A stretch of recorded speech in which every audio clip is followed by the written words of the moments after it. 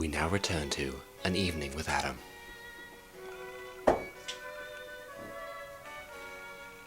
Hello YouTube, and welcome back to An Evening with Adam. Now, as you'll remember before the break, I promised you that I would go off on a rant on the top 5 things that annoyed me this year. It was tough to narrow it down to just 5. 2010 was hellbent on being extremely irritating, all the time, relentlessly, 24 hours a day, for 365 straight days. But I have managed to narrow it down to just 5 things that annoyed the living crap out of me, and I have them all written down on this Taco Bell napkin. Number 5. When strangers come to my house unannounced at 3:30 in the afternoon and I am still in my pajamas because it's a Saturday and I'm 17 years old. If they would at least tell me they were coming, I could prepare and put pants on instead of pajama pants, which don't qualify as pants, even if you're in Walmart. But instead, these uninvited guests just traipse on over and knock on my door, and there I am in all my morning glory. In order to ratify this problem, in 2011, I plan to sleep fully clothed, including shoes. Number 4. Now don't get me wrong, VidCon was a wonderful experience and I am definitely going back next year. But there was one glaring problem with the entire setup that everybody I talked to noticed, and that was the hotel's proximity to the Century City food court. At first the food court was no problem, it was just close enough to be convenient, the food was alright, and it seemed like a good place to get a meal at VidCon. And then day 2 hit, and you went there again for about the 4th time. And then day 3 hit, and people started descending into madness as they walked there. They wanted to go somewhere else, but there was nowhere else close enough. And there's a car outside! Special visit from the UPS man. I got boots. Anyway, before the interruption, people were descending into madness, and nobody wanted to go back to Century City.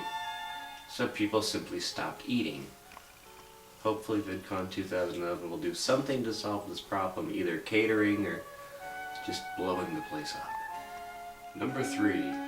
I work at an ice cream shop, and in doing so, I have become familiar with a lot of ice cream terms, like ice cream and sorbet, which is like ice cream only less.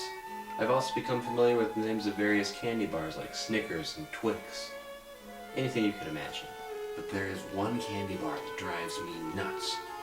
It's not because I don't like it, I love them. I love them to pieces. I love them even when they are pieces. And that is the Reese's Peanut Butter Cup. Now there's nothing inherently wrong with the Reese's Peanut Butter Cup. In fact, it's a wonderful candy. The problem lies with the people who want it. You see, some people insist that it is not called a Reese's Peanut Butter Cup, but it is in fact called a Reese's Peanut Butter Cup. Now I have a special message for those of you out there who think it is a Reese's Peanut Butter Cup. No! It is not called a Reese's Peanut Butter Cup, and it's never going to be called a Reese's Peanut Butter Cup because there's no such thing as a Reese's Peanut Butter Cup. There may be no wrong way to eat a Reese's, but there's sure as hell a wrong way to say it. The Peanut Butter Cup is owned by Reese, not Reese. Reese has never even been in the picture.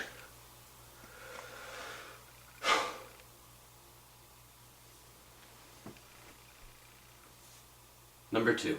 The oil spill! Woo! It's pretty much a no-brainer why the oil spill is on my list. It leaked oil into the ocean, killed things, and that's never good. But what really made me angry is that it took them so long to fix it. The clear solution was to rely on the process of natural selection to solve the problem itself. Those fish will adapt to oil and they will like it.